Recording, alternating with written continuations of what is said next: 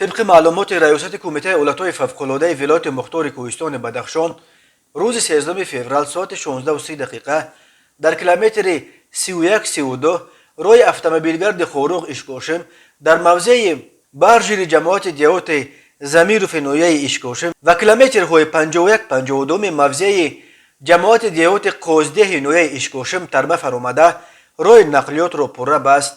برای تازه نمودن راه از طرف اداره نگهبین راههای نویه اشکوشم یک بولدوزر سفربر گردید. تخمینا ساعت‌های 21:34 روی بسته در کیلومترهای 51-52 جماعت دیوت قوزده نویه اشکوشم به پرگی بو شد.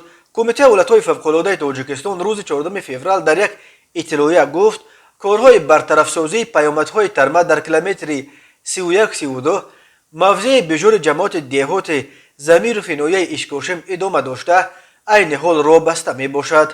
همچنین باز هم روز 13 فوریه سال 2022 ساعت 16:55 در کیلومتر 8 روی دارای اهمیت محلی خوروغ اشکوشم در موضع نوادک شهر خوروغ در کیلومتر 18-24 دهه پیش جماعت دیوت شعبازوف و تخمین ساعت‌های 18:00 در کیلومترهای 30 راه در دهه نشست به جماعت دیوت شعبازوف ترمه آمده را موقتا بست. برای برطرف نمودن اولت‌های به عمل آمده از جانب اداره نگهبین راههای نویه شغنان یک تکنیک مهندسی بارکنک فرانتالی سفر برگردید. ساعت 18:32 در کیلومتر 8 ساعت 20:40 در کیلومترهای 18-24 و ساعت 22:40 در کیلومتر 30 راه بو شد.